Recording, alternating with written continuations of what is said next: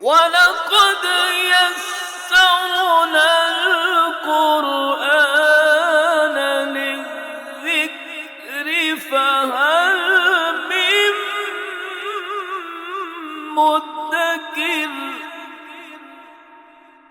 اور حقیقت یہ ہے کہ ہم نے قرآن کو نصیحت حاصل کرنے کے لیے آسان بنا دیا ہے۔ اب کیا کوئی ہے جو نصیحت حاصل کرے؟ آپ سن رہے ہیں مفہوم القرآن۔ سورۃ البقرہ یعنی وہ سورت جس میں گائے کا ذکر ہے۔ رکوع نمبر 24۔ يسألونك عن الأهلة قل هي مواقيت للناس والحج وليس البر بأن تأتوا البيوت من ظهورها ولكن البر من اتقى وَأْتُوا الْبُيُوتَ مِنْ أَبْوَابِهَا وَاتَّقُوا اللَّهَ لَعَلَّكُمْ تُفْلِحُونَ۔ میرے رسول، لوگ آپ سے نیا چاند نکلنے، مکمل روشن ہونے اور قمری مہینہ مکمل ہونے کے بارے میں پوچھتے ہیں۔ انہیں بتائیے، یہ آپ کے رب نے وقت اور دن رات شمار کرنے کا انتظام کیا ہے تاکہ تم اپنے بہت سے کام اس شمار سے مدد لے کر ممکن بناؤ۔ چاند رمضان اور حج جیسے اہم کاموں کا حساب رکھنے میں مدد دیتا ہے۔ حج کے بعد اپنے گھروں میں واپس آؤ تو دروازے سے داخل ہو۔ حالت احرام میں اپنے گھروں کی دیوار توڑ کر داخل ہونا کوئی نیکی نہیں۔ مجھے اپنا مالک مان کر، اپنی شہرت سے قریب جان کر مجھ سے اس یقین سے محبت کرو کہ میں تمہیں ہدایت کا راستہ دکھاؤں گا۔ وضاحت: نیا چاند نکلنے، مکمل ہونے اور اس کا مہینہ مکمل ہونے کا علم قرآن آج سے 1450 سال پہلے سکھا رہا ہے، جب لوگ اس بارے میں نہیں جانتے تھے۔ ہمیں قرآن کا اس بارے میں ذکر کرنا سمجھاتا ہے کہ علم فلکیات میں تحقیق اور ترقی کرنا کس قدر اہم ہے۔ اس سلسلے میں ٹیکنالوجی کا استعمال اور علمی ترقی سے فائدہ اٹھانے سے اللہ کی کائنات کے بہت سے راز ہم پر کھلتے ہیں۔ زمانہ قبل از اسلام لوگ چاند کی بھی عبادت کیا کرتے تھے۔ یہاں وضاحت کی جا رہی ہے کہ چاند تو اس کائنات کے شمار کے لیے اللہ کا ایک اشارہ ہے۔ اس طرح یہاں زمانہ قبل از اسلام کے لوگوں کو قمری مہینہ مکمل ہونے کا علم بھی سمجھایا جا رہا ہے۔ رمضان اور حج جیسے معاملات چاند کی گردش سے منسلک کرنے میں یہ حکمت سمجھ میں آتی ہے کہ رمضان جیسی عبادت اور بھوکے پیاسے رہنا سال کے مختلف موسموں میں آنے سے روزے کا دورانیہ بدلتا رہتا ہے اور موسم بھی۔ اس سے اسلام کی برابری کا اندازہ ہوتا ہے۔ اگر رمضان کا تعلق سورج سے ہوتا تو جہاں رمضان گرمی میں آتا ہمیشہ گرمی کے موسم میں ہی رہتا۔ زمانہ قبل از اسلام لوگ حج سے واپس آتے ہوئے اپنے گھر میں دروازے کے بجائے دیوار توڑ کر داخل ہونا مقدس خیال کرتے تھے۔ یہاں اس بات سے منع کیا جا رہا ہے۔ شان نزول: حضرت معاذ بن جبل رضی اللہ تعالیٰ عنہ اور حضرت ثعلبہ رضی اللہ تعالیٰ عنہ نے رسول اللہ صلی اللہ علیہ وسلم سے پوچھا کہ اللہ کے رسول، یہ چاند جب نکلتا ہے تو دھاگے کی طرح باریک، پھر بڑھتے بڑھتے گول ہو جاتا ہے اور پھر آہستہ آہستہ کم ہوتے ہوتے غائب ہو جاتا ہے، یہ ایک ہی حالت پر کیوں نہیں رہتا؟ اس سوال کے جواب میں یہ آیت مبارکہ نازل ہوئی۔ قریش کے علاوہ باقی سارے عرب حج کے بعد اپنے گھروں میں دیوار توڑ کر داخل ہوتے تھے۔ ایک انصاری اپنے گھر دروازے سے داخل ہوا تو لوگوں نے اسے تانے دینا شروع کر دیے۔ اس کے جواب میں یہ آیت مبارکہ نازل ہوئی۔ وَقَاتِلُوا فِي سَبِيلِ اللَّهِ الَّذِينَ يُقَاتِلُونَكُمْ وَلَا تَعْتَدُوا إِنَّ اللَّهَ لَا يُحِبُّ الْمُعْتَدِينَ۔ جب تم پر لڑائی مسلط کر دی جائے تو ایسا کرنے والوں کے ساتھ میری راہ میں بے خوف ہو کر لڑو۔ ایسی لڑائی میں بھی کسی سے زیادتی نہ کرو، کیونکہ میں زیادتی کرنے والوں کو پسند نہیں کرتا۔ وضاحت: اسلام کی ابتدا سے مدینہ منورہ ہجرت کے بعد تک مسلمانوں کو لڑنے کی اجازت نہیں تھی۔ مکے میں رہتے ہوئے تمام ظلم و ستم برداشت کرنے کا حکم تھا۔ مدینہ منورہ کی ریاست قائم ہونے کے ابتدائی دنوں میں مسلمانوں کو یہ اجازت ملی۔ یہاں اللہ اپنے بندوں سے اپنی راہ میں کسی بھی خوف سے آزاد ہو کر لڑنے کا حکم دے رہا ہے۔ قرآن اس آیت میں اپنے ماننے والوں کو دشمنی اور لڑائی کے آداب سکھا رہا ہے۔ حجاز میں قتل کرنے کے بعد دشمن کے جسم کے اعضاء کاٹ لینا اور بے حرمتی کرنا عام تھا۔ اسلام نے اپنے ماننے والوں کو اس بات سے منع کیا۔ رسول اللہ صلی اللہ علیہ وسلم جب کسی کو جہاد پر روانہ کرتے تو ہدایت دیتے کہ بوڑھوں، عورتوں، بچوں، راہبوں اور ایسے لوگوں کو قتل نہ کرنا جو لڑنے کے لیے نہ نکلے۔ آپ حکم دیتے کہ پھلدار درختوں کو مت کاٹنا۔ شان نزول۔ سن 6 ہجری میں مسلمانوں اور قریش کے درمیان امن معاہدے کے مطابق سن 7 ہجری میں مسلمانوں کو عمرہ کرنے کی اجازت ملی۔ عمرے پر روانہ ہونے سے پہلے کچھ صحابہ کرام کو ڈر تھا کہ قریش کہیں عہد شکنی کرتے ہوئے مسلمانوں پر حملہ نہ کریں، جبکہ مسلمان اسلحے کے بغیر ہوں گے اور ایسا حرام مہینوں میں ہوگا۔ اس موقع پر یہ آیت مبارکہ نازل ہوئی جس میں مسلمانوں کو اپنا دفاع کرنے کی اجازت مل گئی۔ وَاقْتُلُوهُمْ حَيْثُ ثَقِفْتُمُوهُمْ وَأَخْرِجُوهُمْ مِنْ حَيْثُ أَخْرَجُوكُمْ وَالْفِتْنَةُ أَشَدُّ مِنَ الْقَتْلِ وَلَا تُقَاتِلُوهُمْ عِندَ الْمَسْجِدِ الْحَرَامِ حَتَّى يُقَاتِلُوكُمْ فِيهِ فَإِن قَاتَلُوكُمْ فَاقْتُلُوهُمْ كَذَلِكَ جَزَاءُ الْكَافِرِينَ۔ مکہ مکرمہ فتح ہونے یعنی سن 9 ہجری کے بعد میرے رسول اور حساب کتاب کے دن کا انکار کرنے والوں کو اس شہر سے نکال دو۔ شہر مکہ صرف ایمان لانے والوں کے لیے ہے۔ یہ وہی شہر ہے جس سے مکے والوں نے میرے رسول اور ان پر ایمان لانے والوں کو نکال دیا تھا۔ ایمان والوں کا قصور صرف یہ ہے کہ یہ مجھے اپنا رب مانتے ہوئے کسی کی عبادت نہیں کرتے۔ اب انکار کرنے والوں کی باری ہے کہ وہ مکہ چھوڑ کر کہیں اور چلے جائیں۔ انکار کرنے والوں کے جرم کی یہی سزا ہے۔ میں یہی چاہتا ہوں۔ میرے رسول، فتنہ پھیلانے والوں کو بتا دیں، فتنہ و فساد پھیلانا تو قتل کرنے سے بھی بڑا جرم ہے۔ یہ خیال رہے کہ مسجد الحرام اور اس کے آس پاس یعنی حرم کی حدود میں کسی سے لڑنے کی اجازت نہیں۔ ہاں، اگر لڑائی تم پر مسلط کر دی جائے تو تمہیں بھی لڑنے کی اجازت ہے۔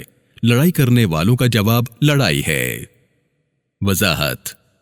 رسول اللہ صلی اللہ علیہ وسلم کے توحید کا اعلان کرنے، انسانوں کی برابری، برائیوں سے روکنے اور مظلوم کا ساتھ دینے پر مکہ مکرمہ کے لوگوں نے آپ اور آپ پر ایمان لانے والوں کے لیے مکے میں زندگی تنگ کر دی۔ مسلمانوں کے ساتھ ایسا سلوک 13 سال تک کیا جاتا رہا۔ ان پر طرح طرح کے ظلم و ستم ڈھائے گئے، یہاں تک کہ رسول اللہ صلی اللہ علیہ وسلم سمیت مسلمانوں کو مکے سے ہجرت کر کے جانا پڑا۔ یہاں اللہ اس بات کی سزا کے طور پر ایمان نہ لانے والوں کو مکے سے نکل جانے کا حکم دے رہا ہے۔ انکار کرنے والوں کو مکہ شہر چھوڑنے کے لیے 4 مہینے کا وقت دیا گیا۔ اللہ نے مکہ شہر کو انکار کرنے والوں سے پاک کرنے کا حکم مکہ فتح ہونے کے 1 سال بعد دیا۔ اس وقت مکے میں رہنے والے تمام لوگ رسول اللہ صلی اللہ علیہ وسلم پر ایمان لے آئے یا مکہ چھوڑ کر چلے گئے۔ انکار کرنے والوں کے بارے میں کہ وہ مکے میں مستقل رہائش نہیں رکھ سکتے، یہ حکم آج بھی نافذ ہے۔ فَإِنِ انْتَهَوْا فَإِنَّ اللَّهَ غَفُورٌ رَحِيمٌ۔ پھر انکار کرنے والے زیادتی کرنے سے باز آ جائیں تو مجھے بہت معاف اور ہمیشہ رحم کرنے والا پائیں گے۔ وضاحت۔ پچھلی چند آیات بینات میں قریش مکہ کا ذکر ہو رہا ہے جو ایمان لانے والوں پر ظلم کرتے رہے۔ مکہ مکرمہ چھوڑنے کا حکم بھی انہی لوگوں کو دیا گیا ہے۔ اس آیت مبارکہ میں ان لوگوں کو معاف کرنے کا یوں ذکر کیا گیا ہے کہ نہ صرف وہ اپنی زیادتیوں سے باز رہیں بلکہ اللہ اور اس کے رسول پر ایمان لانے کی صورت میں انہیں معافی مل جائے گی۔ وَقَاتِلُوهُمْ حَتَّى لَا تَكُونَ فِتْنَةٌ وَيَكُونَ الدِّينُ لِلَّهِ فَإِنِ انْتَهَوْا فَلَا عُدْوَانَ إِلَّا عَلَى الظَّالِمِينَ۔ میرے رسول پر ایمان لانے والوں، فتنہ و فساد پھیلانے والوں سے اس وقت تک لڑو جب تک کہ فتنہ ختم نہ ہو جائے۔ اگر انکار کرنے والے رک جائیں تو تم بھی رک جاؤ، کیونکہ ظالموں کے سوا کسی پر سختی کرنا جائز نہیں۔ میں چاہتا ہوں کہ کائنات میں صرف میری عبادت کی جائے، میرے سوا کوئی عبادت کے لائق ہے نہ میرا شریک۔ میں چاہتا ہوں کہ امن اور سلامتی کا دین دنیا میں عملاً قائم ہو جائے۔ وضاحت۔ ایک مرتبہ پھر اللہ دشمنی کے آداب سکھاتے ہوئے واضح کر رہا ہے کہ اگر کسی شخص نے زیادتی نہیں کی، خواہ وہ دشمن قوم سے ہی کیوں نہ ہو، تو اسے کچھ نہ کہا جائے۔ لڑائی صرف اس سے کی جائے جو لڑنے کے لیے آیا ہو یا اس نے زیادتی کی ہو۔ الشهر الحرام بالشهر الحرام والحرمات قصاص فمن اعتدى عليكم فاعتدوا عليه بمثل ما اعتدى عليكم واتقوا الله واعلموا ان الله مع المتقين۔ میرے مقرر کیے گئے محترم مہینے سب کے لیے قابل احترام ہیں، تم ان کا احترام کرو۔ اگر دوسرے لوگ محترم مہینوں کا احترام نہ کرتے ہوئے لڑائی کریں تو تمہیں بھی اجازت ہے کہ ان کو جواب دو۔ یاد رکھو، اتنا ہی بدلہ لینا جتنی انہوں نے تم سے زیادتی کی ہو، تم حد سے نہ بڑھنا۔ میں ان لوگوں کو خوب جانتا ہوں جو کسی سے زیادتی نہیں کرتے اور انصاف کے دائرے میں رہتے ہوئے بدلہ لیتے ہیں۔ مجھے اپنا رب مان کر، اپنی شہرت سے قریب جان کر میرا حکم ماننے والے مجھے اپنے ساتھ پائیں گے۔ وضاحت: اللہ نے محترم مہینوں میں جنگ مسلط کیے جانے کی صورت میں بدلے میں لڑنے کی اجازت دیتے ہوئے یہ شرط لگائی ہے کہ ان لوگوں کو کوئی نقصان نہ پہنچایا جائے جو لڑنے کے لیے نہیں نکلے۔ وَأَنفِقُوا فِي سَبِيلِ اللَّهِ وَلَا تُلْقُوا بِأَيْدِيكُمْ إِلَى التَّهْلُكَةِ وَأَحْسِنُوا إِنَّ اللَّهَ يُحِبُّ الْمُحْسِنِينَ۔ میں چاہتا ہوں کہ تم اپنا مال میری راہ میں خرچ کرو۔ تم اپنا مال روک کر اپنے دفاع کی تیاری نہ کر کے خود کو دشمن کے ہاتھوں میں ہلاکت میں مت ڈالو۔ میری محبت سمیٹنے کے لیے میری مخلوق سے بھلائی کرو۔ میں بھلائی کرنے والوں سے محبت رکھتا ہوں اور میری مخلوق بھی۔ وضاحت: پچھلی آیت میں لڑائی کا ذکر کرتے ہوئے اس آیت میں اللہ کی راہ میں خرچ کرنے کا حکم اپنے دفاع اور دفاعی حکمت عملی کے بارے میں ہے۔ اللہ نے حکم دیا ہے کہ دشمن کے مقابلے کے لیے تیار رہو اور اس کے لیے ضروری انتظام کرو۔ ایسا نہ ہو کہ ہم اپنے دفاع میں کمزور ہوں اور دشمن ہم پر غالب آ جائے۔ شان نزول: یہ آیت مبارکہ انصار کے متعلق نازل ہوئی جب مسلمانوں کی تعداد بڑھنے پر انہوں نے اللہ کی راہ میں جہاد کے لیے اپنا مال دینا بند کر دیا۔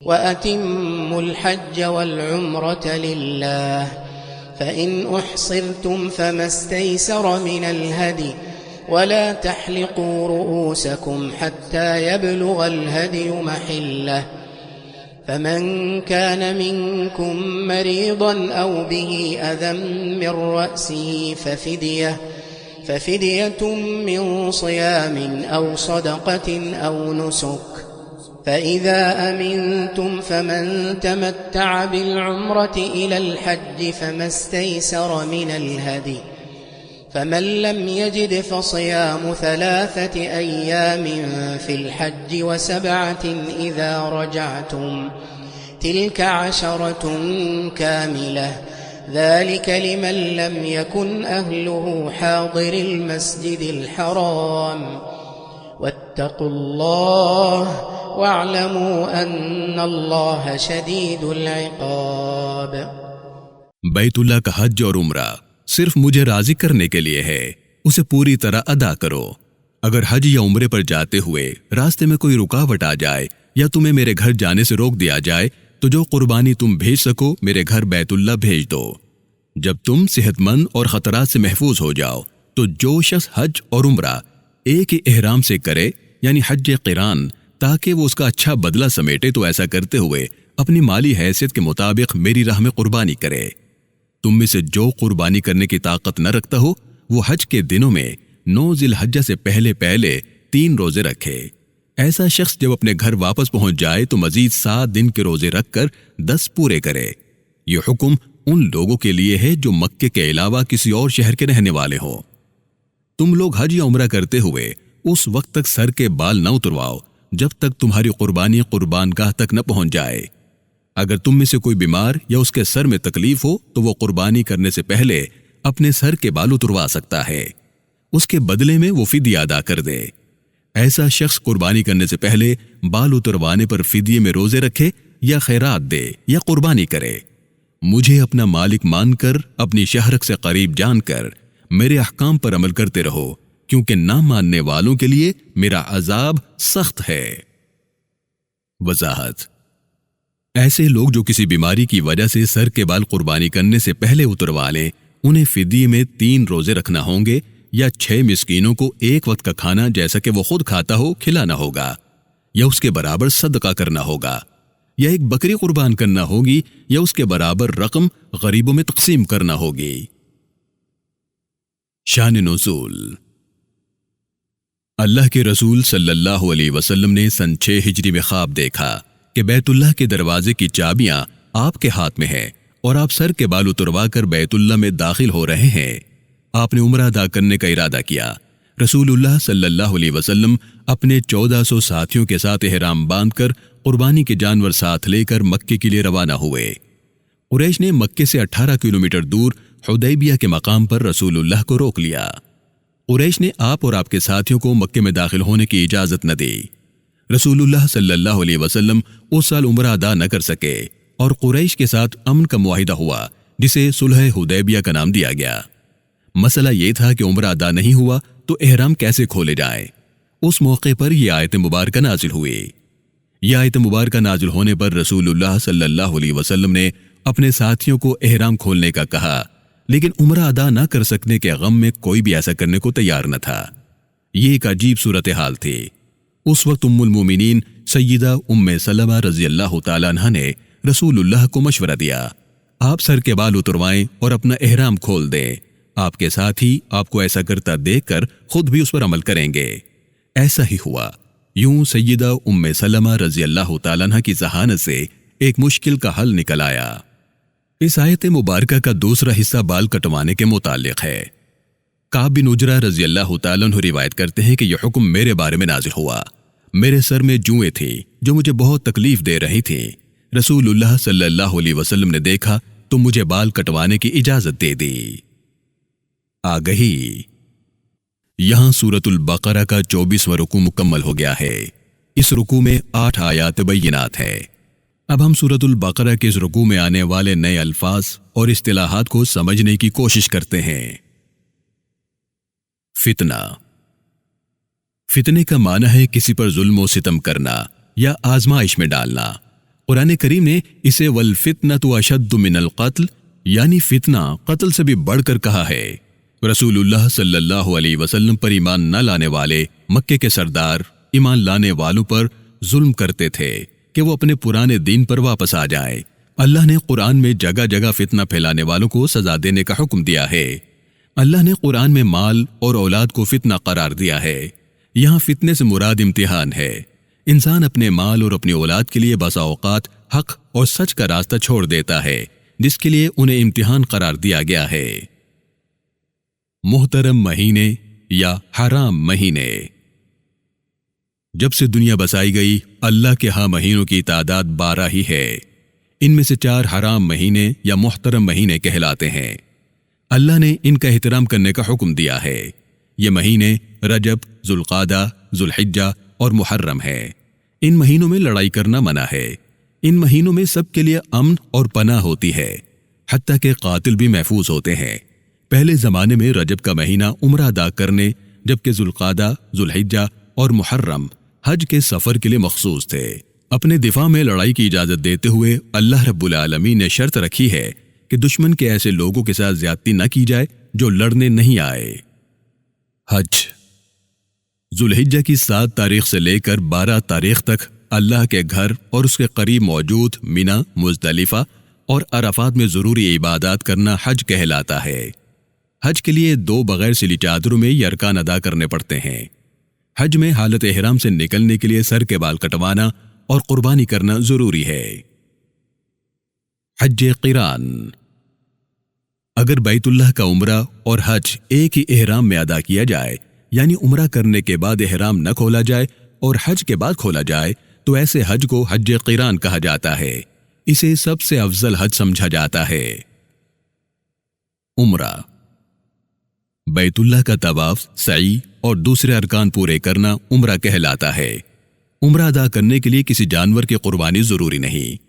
عمرے میں حالت احرام سے نکلنے کے لیے سر کے بال اتروانا ضروری ہے۔ حج سال میں 1 مرتبہ 8 ذی الحجہ میں ادا کیا جاتا ہے، جبکہ عمرہ کسی بھی وقت ادا کیا جا سکتا ہے۔ صلح حدیبیہ۔ قریش کے ظلم و ستم اور زیادتیوں کے بعد رسول اللہ صلی اللہ علیہ وسلم اور آپ کے ساتھی ہجرت کر کے مدینہ منورہ میں رہنے لگے۔ قریش نے انہیں یہاں بھی چین سے رہنے نہ دیا۔ پہلے مدینہ منورہ کا اقتصادی بائیکاٹ کیا اور پھر ہجرت کے 2 سال بعد مدینہ منورہ پر حملہ آور ہوئے۔ بدر کے میدان میں جنگ لڑی گئی۔ ہجرت کے 4 سال بعد احد کے میدان میں دوسری اور ہجرت کے 5 سال بعد جنگ احزاب یعنی جنگ خندق کی صورت میں مسلمانوں پر جنگ مسلط کی گئی۔ ہجرت کے 6 سال بعد رسول اللہ صلی اللہ علیہ وسلم عمرہ ادا کرنے کے لیے مکہ مکرمہ آئے تو حدیبیہ کے مقام پر قریش نے آپ کو روک لیا۔ یہاں قریش اور مسلمانوں کے درمیان 10 سالہ امن معاہدہ ہوا جسے صلح حدیبیہ کہا جاتا ہے۔ حضرت ام سلمہ بنت ابو امیہ رضی اللہ تعالی عنہا۔ آپ کا نام ہند بنت ابو امیہ اور تعلق قریش کے قبیلے بنی مخزوم سے ہے۔ آپ کے والد کا نام ابو امیہ سہیل بن مغیرہ بن عبداللہ اور والدہ کا نام عاتکہ بنت عامر بن ربیہ ہے۔ آپ کا پہلا نکاح آپ کے چچا زاد عبداللہ بن عبدالاسد سے ہوا۔ آپ کی کنیت ام سلمہ عبداللہ بن عبدالاسد سے پیدا ہونے والے بیٹے سلمہ کے نام پر ہے۔ عبداللہ رسول اللہ صلی اللہ علیہ وسلم کی پھوپھی برہ بنت عبد المطلب کے بیٹے ہیں۔ سیدہ ام سلمہ رضی اللہ تعالی عنہا ابتدائی دنوں میں ہی رسول اللہ صلی اللہ علیہ وسلم پر ایمان لے آئیں۔ آپ نے 2 مرتبہ حبشہ اور پھر مدینہ ہجرت کی۔ مدینہ منورہ ہجرت کرنے والا سب سے پہلا جوڑا یہ میاں بیوی تھے۔ عبداللہ بن عبدالاسد کی وفات کے بعد آپ کا نکاح رسول اللہ صلی اللہ علیہ وسلم سے ہوا۔ آپ رسول اللہ کی چھٹی بیوی ہیں۔ نکاح کے وقت آپ کی عمر 30 اور رسول اللہ کی 57 سال تھی۔ سیدہ ام سلمہ رضی اللہ تعالیٰ عنہ نے شادی کی رات جو سے خود کھانا تیار کیا اور رسول اللہ کے ساتھ کھایا۔ آپ اپنے حسن و جمال میں مشہور تھیں۔ رسول اللہ صلی اللہ علیہ وسلم کے گھرانے یعنی اہل بیت کی پاکیزگی کے متعلق قرآن کی آیت آپ ہی کے حجرے میں نازل ہوئی۔ اہل بیت۔ اہل بیت کا لفظی معنی ہے گھر کے لوگ یا گھر والے۔ اسلامی اصطلاح میں رسول اللہ صلی اللہ علیہ وسلم کی بیویوں اور اولاد کو اہل بیت کہا جاتا ہے۔ تاریخ دانوں میں اس بات پر اختلاف پایا جاتا ہے کہ اہل بیت میں کون کون شامل ہے۔ کچھ تاریخ دان سیدہ فاطمہ بنت محمد، علی بن ابی طالب، حسن بن علی اور حسین بن علی رضی اللہ عنہم کو اہل بیت میں شامل کرتے ہیں۔ کچھ تاریخ دان ان کے ساتھ ساتھ امہات المومنین کو، جبکہ کچھ بنی ہاشم کو بھی اہل بیت میں شامل کرتے ہیں۔